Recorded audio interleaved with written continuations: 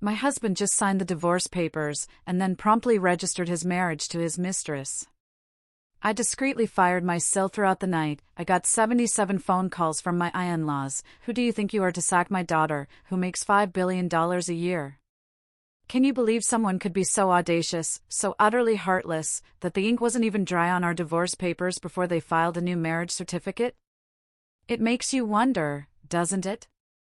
What kind of twisted betrayal sets that up, and what kind of person just lets it happen? I remember that day like it was yesterday. The sterile air of the Cook County Courthouse, the weight of those signed documents in my hand. Daniel Miller, my husband of 2 decades, just took his copy. Like canceling an old contract. All right, it's done. Don't call me again. Let's just live our own lives, he'd said, turning his back on me. 20 years. And that was his parting shot. I watched him walk away, and a laugh bubbled up. A hollow, bitter sound, more like a sob. For days later, my phone buzzed. A text from a friend, Sarah. Did you know Dan got remarried? I just saw him doing a wedding photo shoot. I read it, my face blank. No surprise. I had expected it. Chloe Jensen. He and that woman had been seeing each other for over a year. The thought twisted something inside me, but I pushed it down. There was work to do. That afternoon, I sat in my office at Green Valley Foods, the mid-sized distribution company Dan and I had co-founded. Technically, we were partners, but everyone knew I was the one who actually ran the business. I opened my laptop, pulling up personnel files. Megan Miller. Operations Support Manager. 5 years. Dan's younger sister. My former sister-in-law.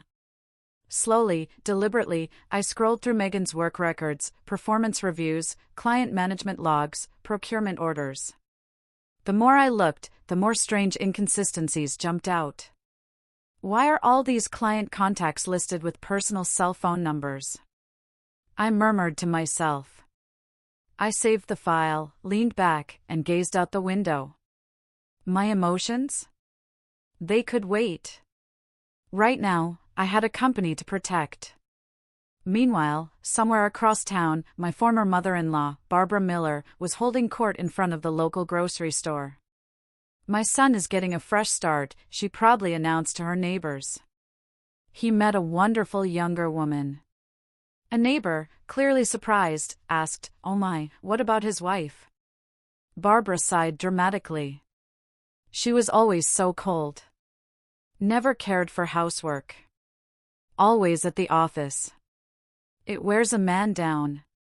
She painted the entire situation as my fault, never once mentioning Dan's affair.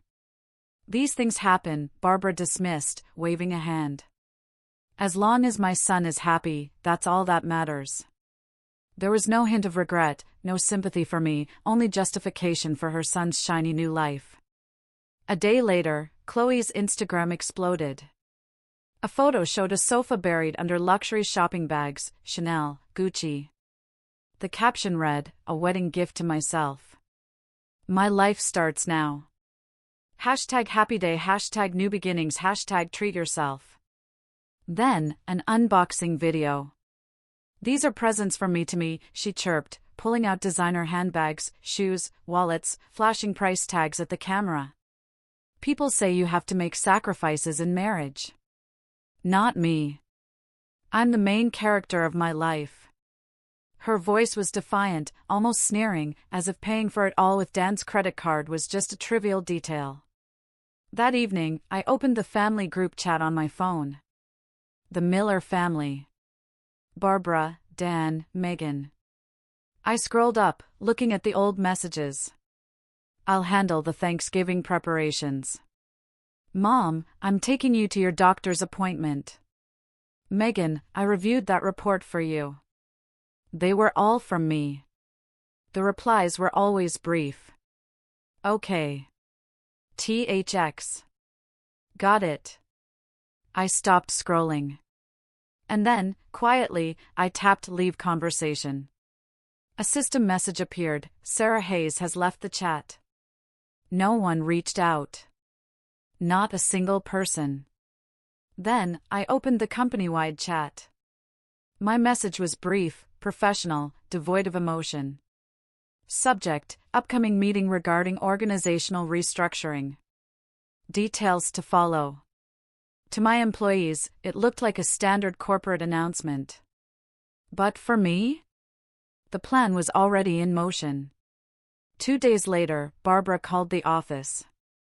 "Hello, Sarah," I answered, my voice calm. "Sarah, it's me." Her voice was tense. "Listen, you know our Megan is a good worker, right?" "What is this about, Barbara?" I asked, already knowing. "I'm hearing strange rumors at the company." "You're not thinking of firing Megan, are you?" Her voice was laced with suspicion. "Barbara, that's a company matter. You need to separate personal and professional matters." "Personal and professional? Is that what you're pulling now?" "We were family. I'm not your daughter-in-law anymore. We're divorced." "Even so, Megan is my daughter and a longtime employee of your company. You don't just fire people based on a whim." "You're right," I said coolly. "That's why she will be judged on her performance alone." I hung up before she could reply. Barbara, I imagined, was furious, clutching her phone. But I had already moved on. I called my head of HR into my office. "Please draft a memo on restructuring the operations support team," I said quietly. "Of course. Is there a particular area of focus?" "Client contact lists. I want all client information migrated from personal accounts to the central company system." "Make that a priority." The HR manager nodded. Then I pulled out another file, spreading it on my desk. It was Megan's client list. Every contact had a personal cell number, every associated email was a personal Gmail account, not a company one. So, she was treating company assets as her personal property. A small, knowing smile touched my lips. Now I understood. Megan wasn't building relationships for the company. She was building a private network that she alone controlled. And I was about to reclaim it. The stage was set to reveal Megan's true competence, or rather, her utter lack thereof. For a week, I gathered evidence. Client communication logs, purchase order approvals, payment confirmations, everything routed through Megan's personal channels, bypassing the company system. On Monday morning, I called Megan into the conference room. "What's up, Sarah?" she asked, strolling in with a coffee, completely at ease. She had no idea. "Have a seat," I said, placing a stack of documents on the table. Megan glanced at them, then sat. "This meeting is about the organizational restructuring." "Restructuring?" Her tone sharpened with suspicion. "What does that have to do with me?" "As part of this restructuring, your position, manager of operation support, is being eliminated. Your employment is terminated effective immediately. Please review this paperwork and sign." I slid the termination notice across the table. Megan's face went pale. "What? Terminated? What are you talking about?" "We are consolidating roles within the operations support team to eliminate redundancies. The justification is sound." "Redundancies? Who's going to manage my clients without me?"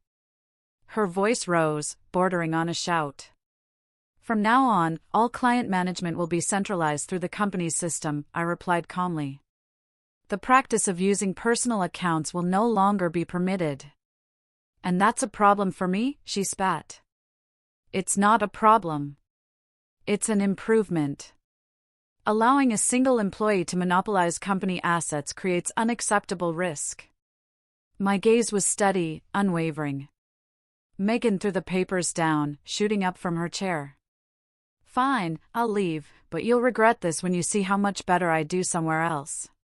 "Perhaps," I said evenly. We'll cross that bridge when we come to it. She scoffed and stormed out, the door slamming shut, echoing through the office. That afternoon, Barbara Miller arrived. She marched into the middle of the open plan office and shouted, "Sarah Hayes, get out here." Every employee looked up, startled. Barbara threw open my office door. "Barbara, you can't cause a scene in the workplace." "A scene? You have the nerve to fire my daughter?" Her voice carried throughout the office, and whispers began. "Whether I have the nerve is not for you to judge," I said calmly. "I'm the head of this company, and restructuring is my decision." "Your decision? Do you have any idea how hard Megan worked?" Barbara yelled, pointing a finger at me. I stood up and quietly closed the office door. "Barbara, this is a business issue. It won't be resolved with emotion." "Emotion? You fire someone and feel nothing? You cold-hearted woman." She slammed her hand on my desk, but I didn't react. I just waited. Finally, she ran out of steam and left. After she was gone, I called in the head of accounting. "Please proceed with overhauling the expense approval process. Add another layer of authorization and flag all payments directed to personal bank accounts for review." "Right away," he replied. With Megan gone, I had to ensure no money could leak out. I was plugging the holes. The next day, an anonymous message appeared in the company-wide chat, Megan Miller's termination. Suspected personal motives involved. Isn't this retaliation against a former sister-in-law? Rumors began to spread like wildfire. I saw the message, but I offered no explanation. Instead, I gave a directive to the HR department. "I want a complete revision of our operational manuals and a clear chart of duties and authorities for every department, distributed to all employees." "Yes. Now?" "Now," I confirmed. I wanted to be perfectly clear who is responsible for what. A week later, every employee received the new manual. It detailed the scope and authority of each position. The client management duties Megan once handled were now broken down and clearly defined. Employees read it, nodding in understanding. "Ah, so that's why the system changed. It makes sense." When Megan handled everything herself, nothing was transparent. The rumors died down. Instead of arguing, I had answered with structure. Meanwhile, at a family gathering, Barbara held court. "You know my former daughter-in-law? She's running that company like a dictator." "What happened?" a relative asked. "She fired my daughter. It's revenge for the divorce. She acts all high and mighty as the boss, and this is what she does." The relatives clucked their tongues, bad-mouthing me, but no one bothered to ask why Megan had been fired. A few days later, as Megan packed her desk, she delivered a final parting shot. "I can take more than half of my clients with me. Don't say I didn't warn you, Sarah." She walked out with her head held high. I watched her leave from my office window. That afternoon, my phone rang. "Ms. Hayes, this is Ken from Apex Foods." "Ken, how are you?" "Good. I just need to confirm our invoice for this month." I tried calling Megan, but she didn't pick up. "Megan is no longer with the company. From now on, I'll be handling your account personally." "Oh, really?" Ken paused. "To be honest, we always preferred dealing with you directly anyway. Megan could be difficult at times." After hanging up, I checked my call log. Several other clients had already tried to contact me on my personal line. Megan's clients, I thought with a wry smile. Megan believed she managed those relationships, but in reality, the clients had been looking for me all along. Megan had just been a middleman. The clients she threatened to take with her had no intention of following. After confirming that the clients were bypassing Megan to reach me, I grew curious about something else. Were the performance reports Megan boasted about truly her own work? That Saturday, Megan sat across from Barbara, sipping coffee with a confident smirk. "Don't worry, Mom. I've already gotten a call from a competitor." "Really? Which one? Are they paying you more?" Barbara's face lit up. "Starlight Provisions. Their head of sales saw my resume and called me right away. Real talent recognizes real talent. That's my girl. I knew you'd land on your feet. Of course, Green Valley Foods is going to struggle without me. I'll make Sarah Hayes regret this," Megan said boldly. Barbara patted her daughter's shoulder, beaming with pride. On Monday, Megan started at Starlight Provisions. As an experienced hire, her orientation was brief. She brought a USB drive loaded with files from Green Valley Foods, performance reports she'd created, client management templates, order forms. "Here are some materials I used at my last company. They might be helpful," she told her new boss. "You're very prepared, Megan. We're excited to have you," the manager said, nodding with approval. Megan's ego swelled. "I'll do so well here. They'll be eating their words back at Green Valley." She barely paid attention during onboarding, convinced she would excel. At that same moment, back at Green Valley Foods, I was looking through the shared folders Megan had left behind. I clicked on a performance report, then checked the document properties. Last modified by Sarah Hayes. 2023 second quarter sales analysis report. Last modified by Sarah Hayes. Client satisfaction survey results. Last modified by Sarah Hayes. New procurement system proposal. Last modified by Sarah Hayes. I opened file after file. The pattern was identical. Megan would write a rough draft, and I would correct the data, polish the language, strengthen the conclusions. The digital trail was all there. I had to fix this much, I thought with a bitter smile. Megan believed her performance was her own, but it was I who had finished the work behind the scenes. For the rest of the week, the new bride, Chloe, was immersed in a shopping spree. From the first week of their marriage, she hit department stores and boutiques, scooping up luxury goods. "These are wedding gifts from me to me," she declared, posting selfies with new handbags. "A reward for grabbing life at the right moment. This is what makes marriage worthwhile."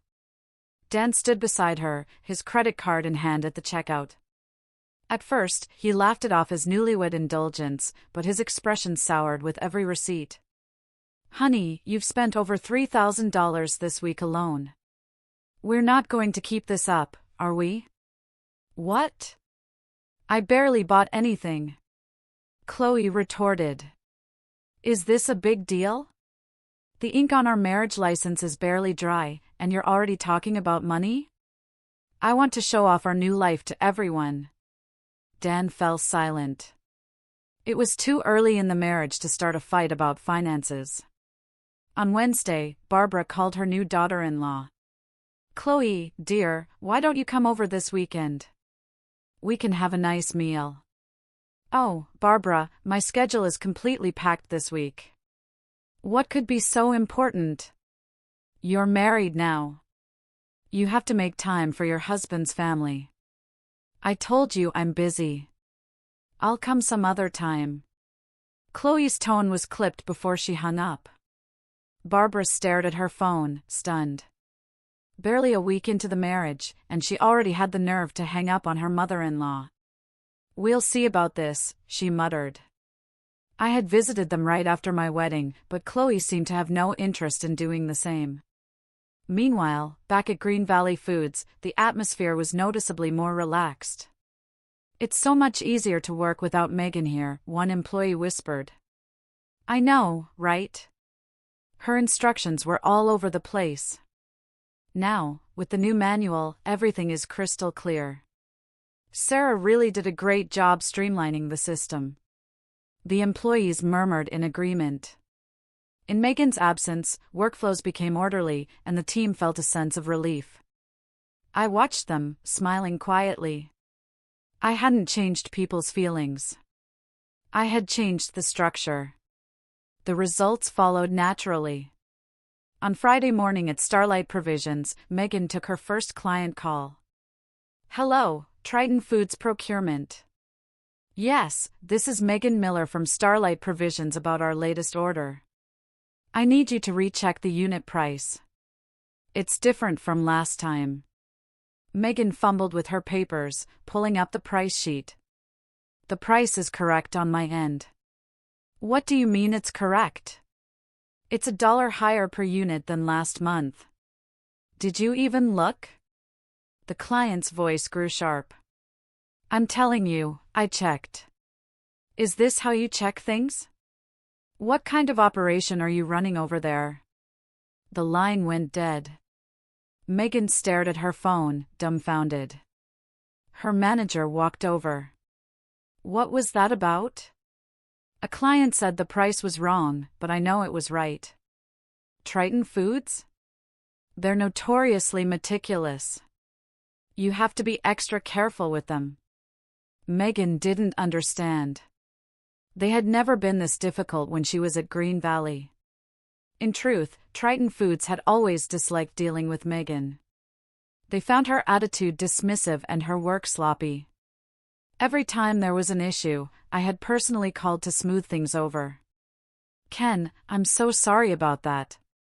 Let me re-verify everything and send it over right away. Well, since it's you, Sarah, I'll trust you to handle it. But that Megan of yours is something else. I'll be sure to retrain her. I apologize for the inconvenience. I had always been the buffer. Megan never knew. Now at Starlight Provisions, with no Sarah to protect her, Megan had to face the client alone. The first crack had appeared. She put down the phone, a sense of dread creeping in. This wasn't going as planned. After the first client complaint, Megan felt a growing anxiety, but she refused to admit it. I'm a top performer, she told herself. I will succeed at this new company. On Tuesday afternoon, an urgent order came in. A large restaurant chain needed a shipment of ingredients delivered by the next morning. Megan, can you handle this today? Her manager asked. Of course, I've got it, she replied confidently. She opened the price list and began inputting the item costs. In her haste, however, she made a critical error. She used last month's price list. The order is placed, Megan reported to her manager. He glanced at the document, and his expression hardened. Megan, are these prices correct? Yes, I checked them. Did you check this month's price list? Only then did Megan realize her mistake. She hadn't. By the time she scrambled to open the correct file, it was too late. The order had gone through, and the price difference would have cost the company nearly $2,000. Why didn't you do the basic checks? Her manager's voice was icy. I'm sorry. I was in a hurry. You check things even when you're in a hurry. Is this the kind of mistake an experienced professional makes? We never had issues with this at my old company, Megan deflected. The manager cut her off. Stop talking about your old company. This is Starlight Provisions. Make sure a mistake like this never happens again. He turned and walked away. Megan sat at her desk, clenching her fists, her face burning with humiliation. At that same moment, I was on the phone with an old client. Sarah, I'm calling about this month's pricing. Yes, go ahead. We accidentally submitted our order with last month's prices. Is it possible to correct it? Of course, I said warmly. I'll take care of it right away. After hanging up, I instructed the accounting team. Please send out a reminder with this month's price list to all clients. Let's prevent any confusion. I knew what was happening at Megan's new company. The industry was small, and word traveled fast, but I didn't interfere. This was Megan's mess to handle now. On Thursday, Barbara called me. Well, Sarah, I hear the company is doing just fine without my Megan. What are you referring to? I asked around. Everyone is working like nothing happened. I thought the business would collapse without my daughter, but it seems you're managing to stay afloat, Barbara said, her voice dripping with sarcasm. The company runs on systems, Barbara, not on a single person. Systems, right? You're cold enough to run things like a machine, but you'll regret this later. If I have regrets, they'll be mine to deal with. You don't need to worry about it. I replied calmly, ending the call. Barbara, I imagined, slammed her phone down in frustration. That weekend, the newlyweds, Chloe and Dan, were arguing at home. Honey, should we go visit my mom this weekend? Dan asked tentatively. Chloe, in the middle of doing her makeup, turned around. Your mom's house? No thanks. We haven't been there once. We should at least say hello. It's uncomfortable. I don't want to go. Let's go to my mom's place instead. Dan sighed. How about next week then? Not next week either. I don't want to go to your parents' house. You can go by yourself. How can I go by myself? You're my wife now. That's your problem. I hate going to the in-laws, Chloe said dismissively as she applied her lipstick. Dan didn't know what else to say. At the end of the month, Dan received his credit card statement. $8,000. For a single month. He stared at the bill, his face turning white. Chloe, what is this? What on earth did you buy? He yelled. Chloe emerged from the bedroom. What's wrong? The credit card bill is $8,000. What have you been doing for the past month? Dan shouted, shaking the statement, something he had never done before in their relationship. So, we're married. Your money is our money. Our money? Does that mean you can spend it into oblivion? We'll go bankrupt. Of course. To be happy, I need to spend this much. Didn't you promise you'd let me do whatever I wanted? Did you forget that already? Chloe shot back, completely unabashed. Dan was speechless. Even so, this is too much. What's too much? Did your ex-wife not spend money? Are you comparing yourself to her? Do you have any idea how long I waited for you? How much anxiety I went through? Consider this my compensation. Faced with her counterattack, Dan fell silent. Chloe went back into the bedroom and shut the door. On Tuesday, a regular team meeting was held at Starlight Provisions. When it was Megan's turn, she began her presentation on the quarterly sales analysis. As she clicked through the slides, a senior manager sitting next to her frowned. Megan, this template looks familiar. Oh, I made it myself, I'm sure. Because I can faintly see the Green Valley Foods logo right here, he said, zooming in on the screen. Sure enough, a faint watermark was visible. Megan stammered, flustered. That. I must have forgotten to delete it. Forgot? Did you just copy all these materials from your old company? No, I made the content. I only used the template, Megan insisted, her voice rising.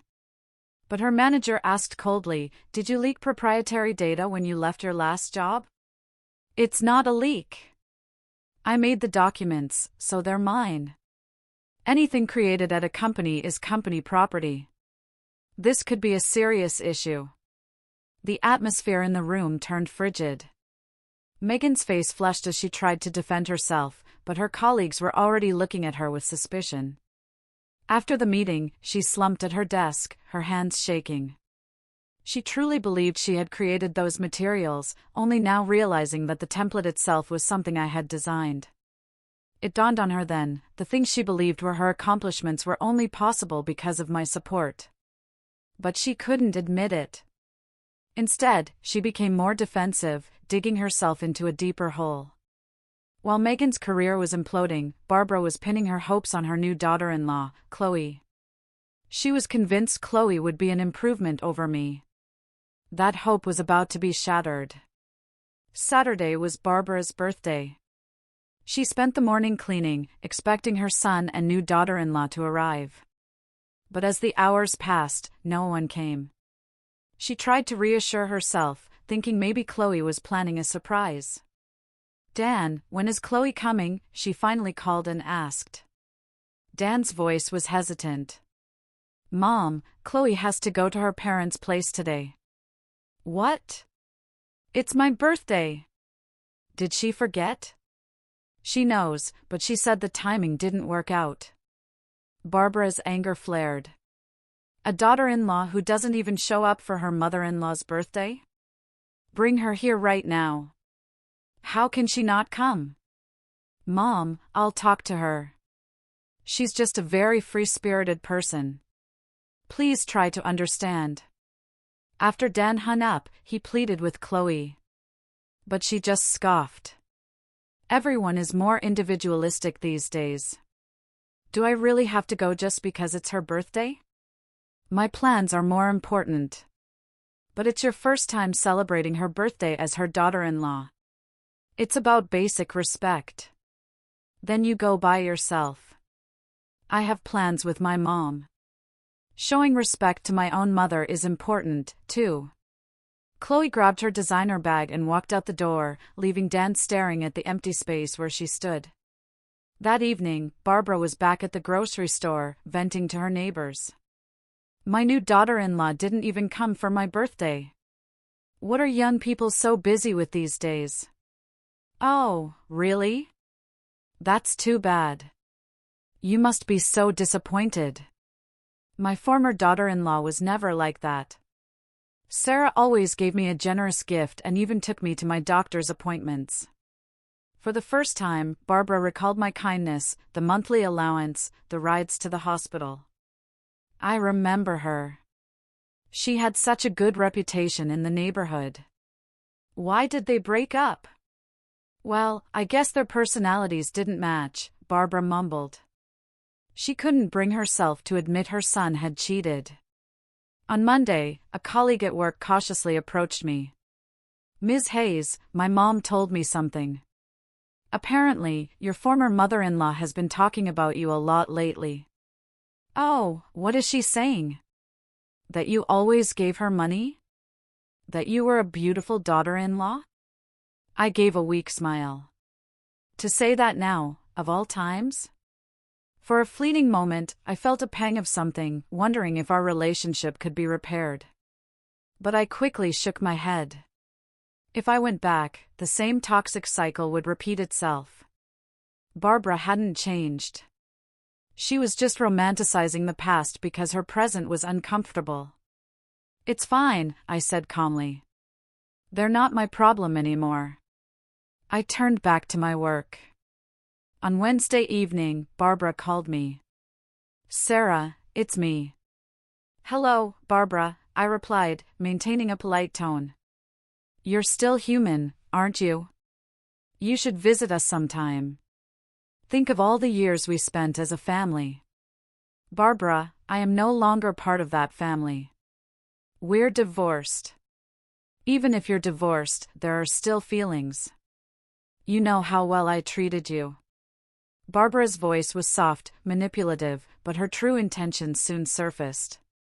"But you need to admit when you're wrong. Firing my Megan, shaming our family. You need to come over, apologize, and make things right. Understood?" Barbara was still blaming me. I hung up the phone inside. Nothing had changed. That same week, there was good news at Green Valley Foods. "Miss Hayes, we've secured the deal with Sterling Group." "That's fantastic. Great work, everyone." I shook hands with my team. By eliminating the family drama and focusing solely on the business, the company had become more stable than ever.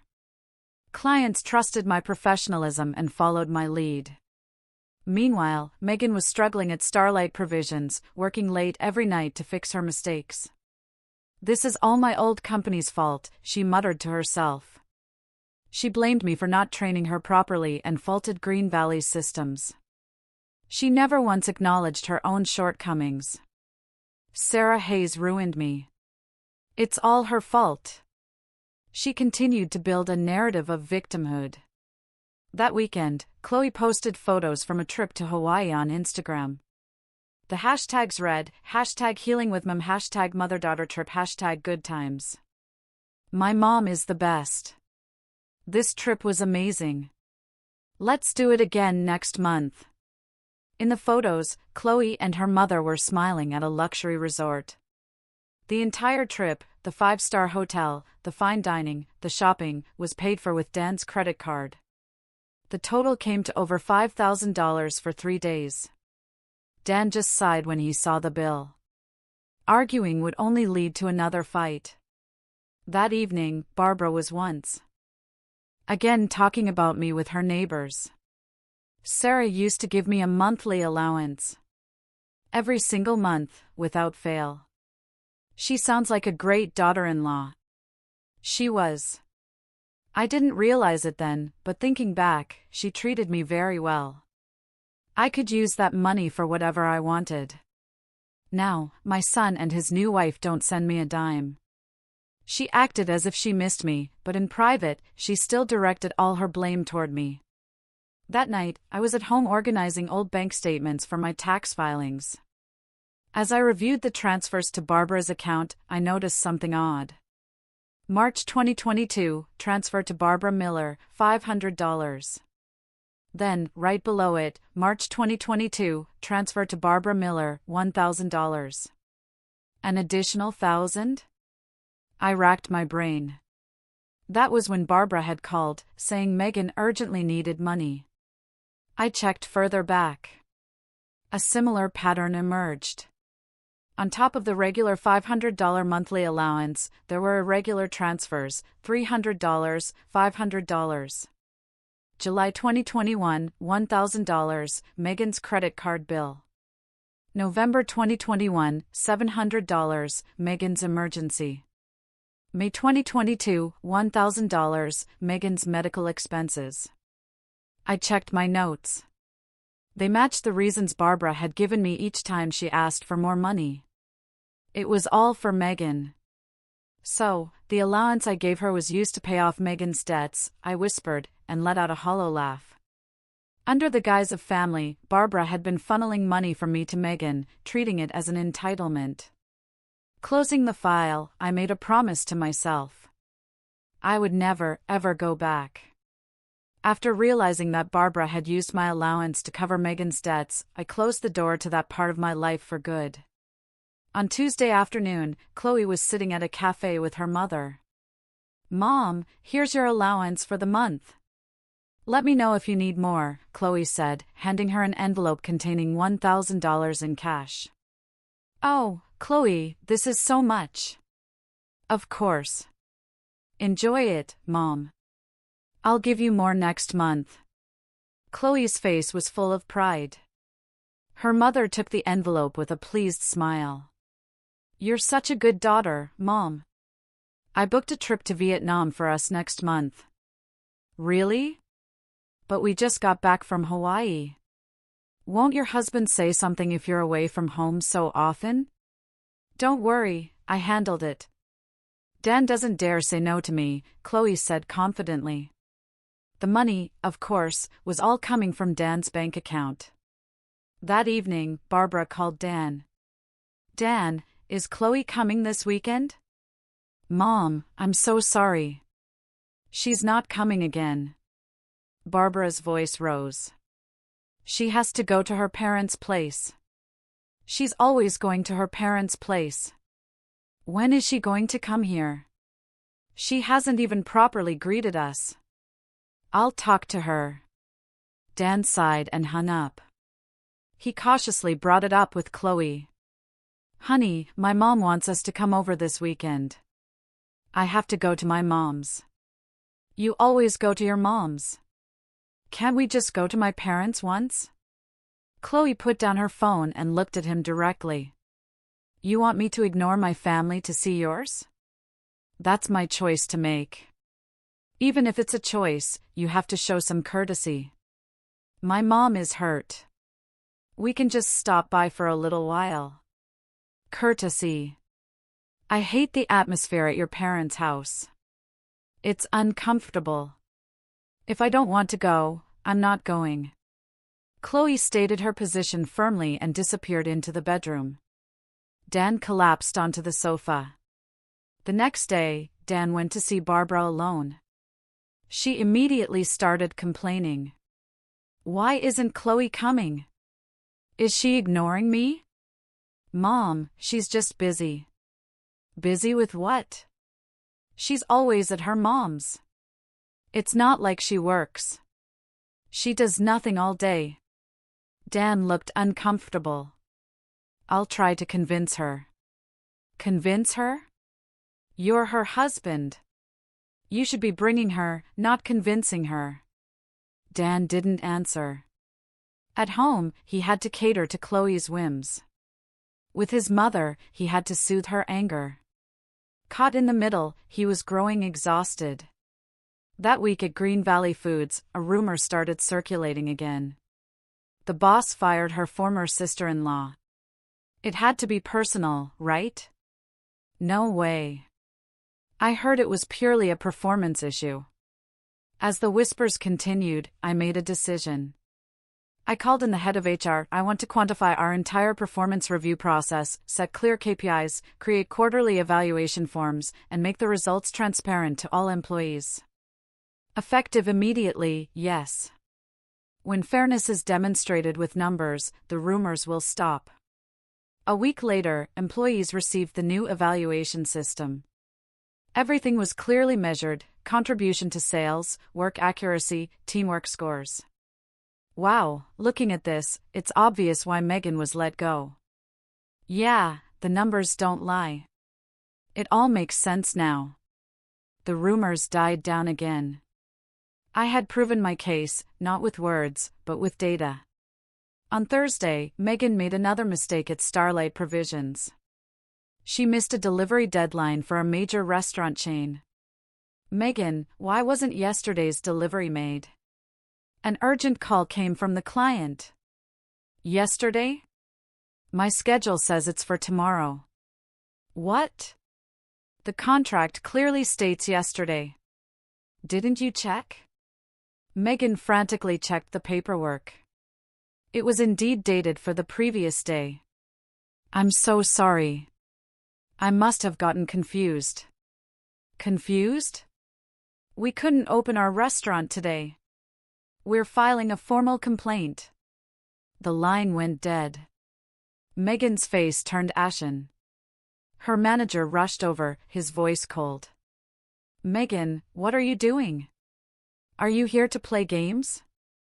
At my old company, we checked things differently, and it was fine. Stop talking about your old company. This is Starlight Provisions. But Sarah never trained me properly. Then go back there. Go get retrained by her.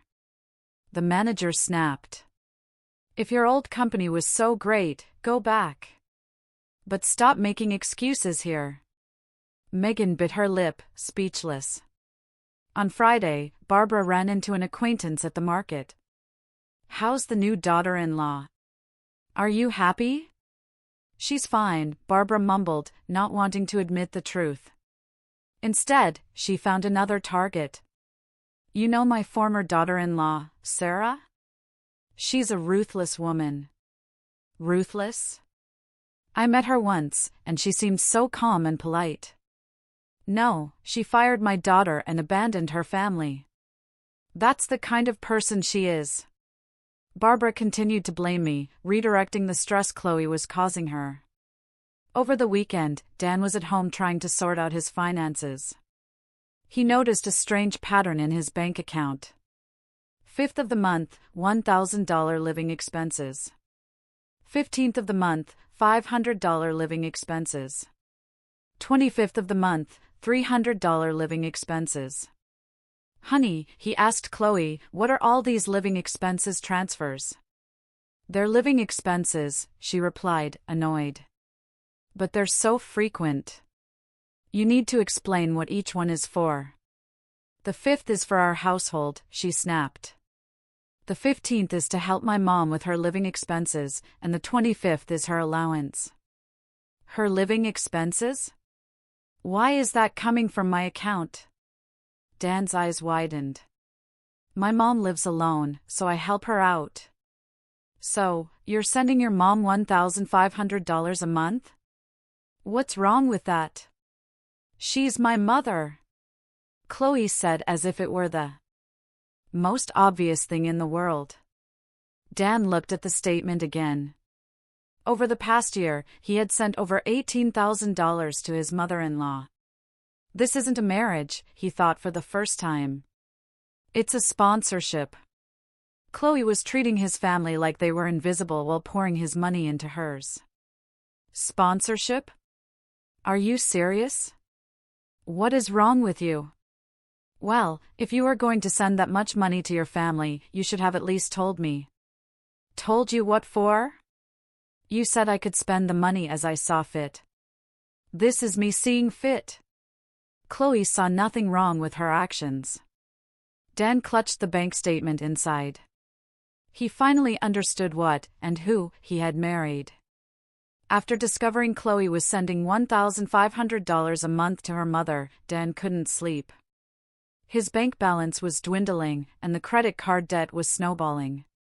The thought that this wasn't a marriage replayed in his mind. On Wednesday evening, he made his decision. When Chloe walked in with new shopping bags, Dan was waiting for her in the living room. Honey, we need to talk. About what? I'm tired. Can we do this tomorrow? She said, tossing her bags onto the sofa. I want a divorce. The room fell silent. Chloe stared at him. A divorce? Did you eat something bad for dinner? I can't live with you anymore. Dan's voice was firm. Chloe was quiet for a moment. Then she scoffed. Fine, but you'll be paying a hefty alimony. Alimony? After all the money you've spent? Do you have any shame? Of course. You're the one demanding the divorce, so you have to pay.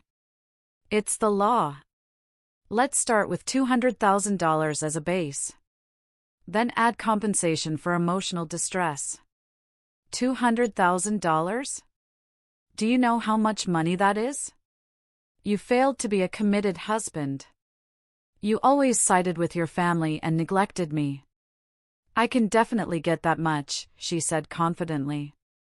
Dan was at a loss for words. The next day, Dan went to see Barbara. When she heard the news, her face turned red. Another divorce? How long has it been since you remarried? And now you want another divorce? Mom, I really can't do this anymore. What do you mean, you can't? I'm so embarrassed. I could die. What will the neighbors say? Barbara wasn't worried about her son. She was worried about her reputation. A son who's been divorced twice. My goodness. Mom, that's not what's important right now. My life is at stake. Of course, it's important. Why is my life turning out like this? Barbara only thought of herself. Dan no longer expected any comfort from his mother. On Friday, Chloe posted on Instagram, "Marriage is not a solo act. It can't be sustained if one person isn't trying. I did my best, but my partner didn't. Now I have to make a new choice for my own happiness." The accompanying photo was a blurry shot of a rain-streaked window. The comments poured in, "Stay strong. You did nothing wrong. Cheering for your new beginning." Chloe was carefully crafting a victim narrative while continuing to press Dan for alimony. I spoke to a lawyer. I can get $250,000. Are you really going to do this? Of course. I can't afford to take a loss. She wouldn't back down. Dan felt like he was suffocating. That night, Dan drank alone, thinking of me. I took the easy way out back then. He regretted feeling bored in his marriage to me, getting swept up in the excitement of meeting Chloe, and making the decision to divorce so lightly. Maybe I should at least apologize to Sarah, he thought, but he couldn't bring himself to pick up the phone. He felt guilty, but taking actual responsibility for his actions was another matter entirely. In the end, Dan did what he always did. He avoided it. That same week, Green Valley Foods underwent its annual audit. An external team came in to review all accounting and HR records. "Ms. Hayes, your personnel management system is exceptionally well organized," the lead auditor commented. "Thank you. The clear division of authority, in particular, minimizes risk. It's very impressive." The company received high marks thanks to the system I had implemented after Megan left. Efficiency is even better than last year. The employees were satisfied. The audit passed without issue, and the company grew even more stable. In contrast, Megan was becoming increasingly isolated at Starlight Provisions. After the delivery schedule mistake, she was removed from all important tasks. "Megan, I'm having Ken handle this project." "Why?" "I'm the one in charge of that account." "You make too many mistakes. For now, just stick to support tasks." Megan was furious. "It's not that I'm not capable. People make mistakes." "Megan, stop," her manager said flatly. "That excuse doesn't work here." She felt her pride crumble. She believed she was a star performer, but no one here recognized it.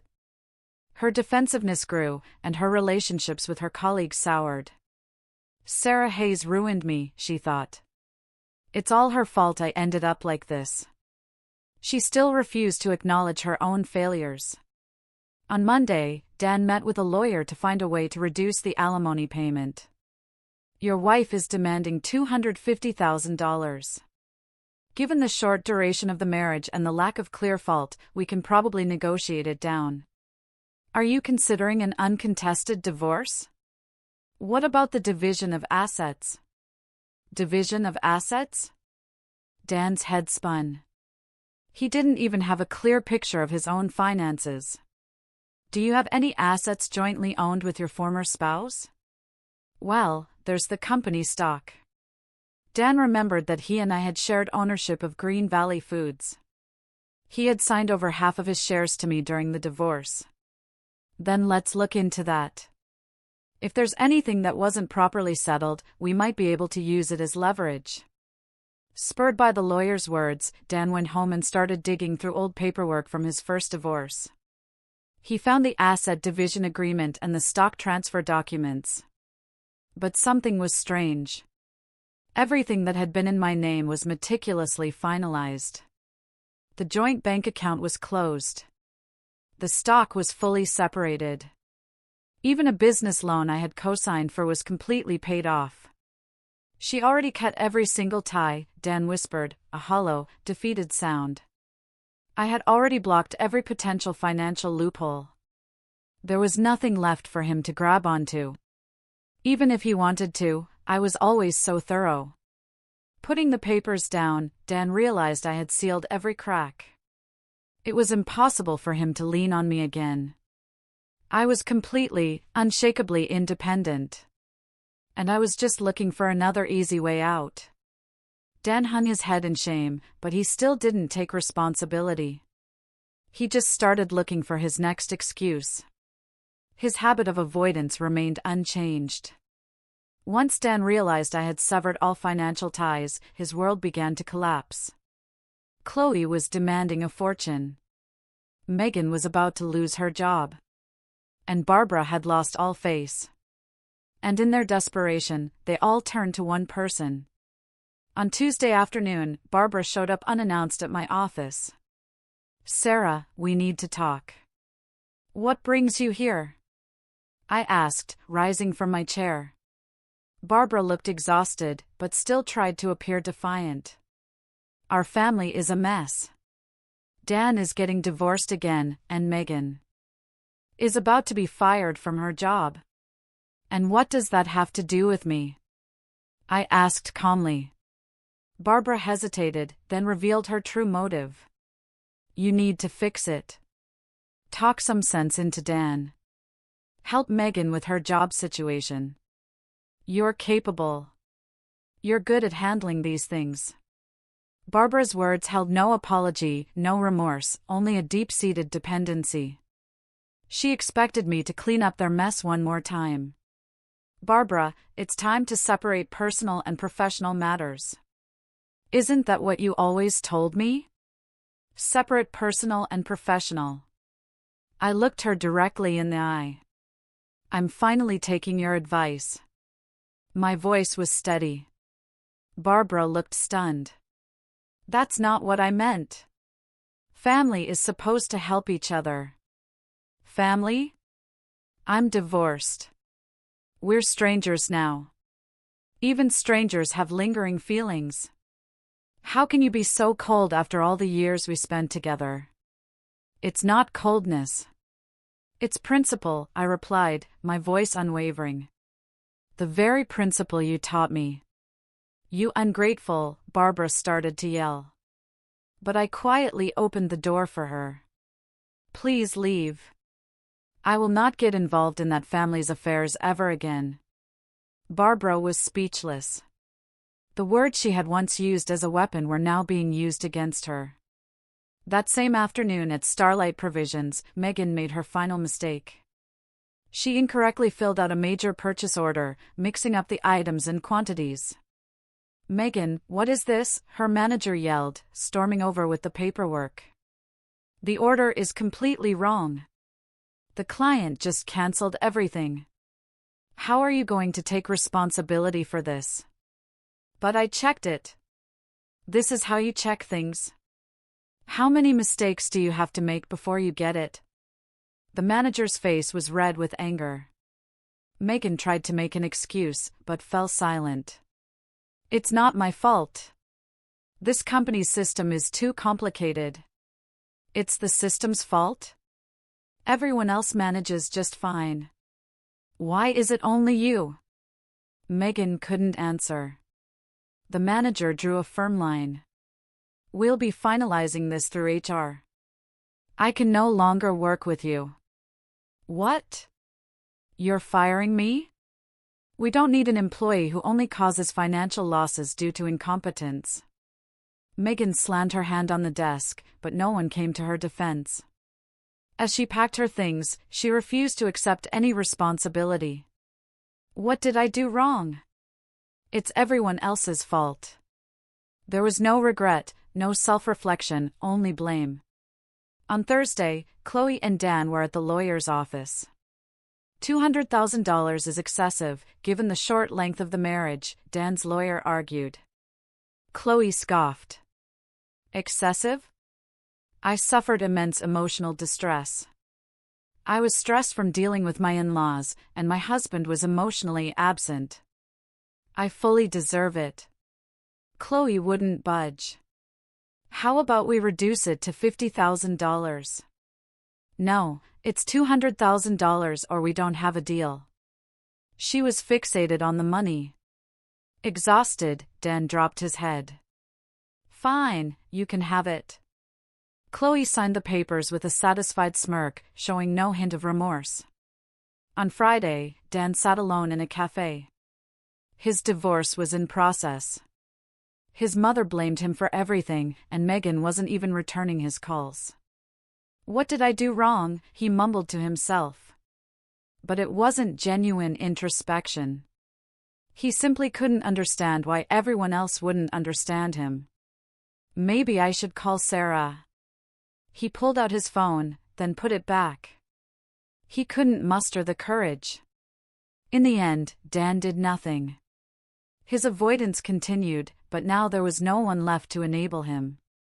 That evening, I was at a company dinner with my employees. To a great year, Miss Hayes. Our performance was outstanding. It's all thanks to your hard work. Cheers to everyone, I said, raising my glass. I was poised, professional, and in control. But when I returned home, I sank onto my sofa. Only then did the emotions hit me. Barbara's entitled face, Dan's cowardly avoidance, Megan's bitter resentment. It all came flooding back. It was hard for me, too. Tears streamed down my face. The pent-up emotions finally breaking free. I was strong at the office, but here alone, I allowed myself to be vulnerable. After I cried, I felt a little lighter. It's really over now. I wiped my tears and lifted my head. It was the beginning of my recovery. A month later, Barbara ran into an acquaintance at the grocery store. "How have you been?" "Just getting by," Barbara answered gloomily. Dan was divorced again. Megan was unemployed. And Chloe had walked away with a fortune. "And your former daughter-in-law? Do you still talk to her?" "No," Barbara said with a bitter smile. "She's a stranger to us now." She remembered her own words, separate personal and professional. That phrase had become the standard. I had protected my company with systems. Barbara, who had only used her family for exploitation, saw that same logic boomerang back on her through Chloe and Megan. I never had to lift a finger. I just lived by my principles, and the toxic structure her family had built collapsed on its own. That evening, I looked out my office window at the glittering city lights. A quiet smile formed on my lips. I did the right thing. I have no regrets. I had finally acknowledged my own strength. I had refused to be exploited in the name of family, lived by principle instead of emotion, and in the end, I had saved myself. Sarah Hayes was ready for a new day. The past was over, and the future was mine. So, after hearing all of that, what would you have done in my place? Have you ever had to draw a hard line with people you once considered family? Tell me what you think in the comments below. I really want to know.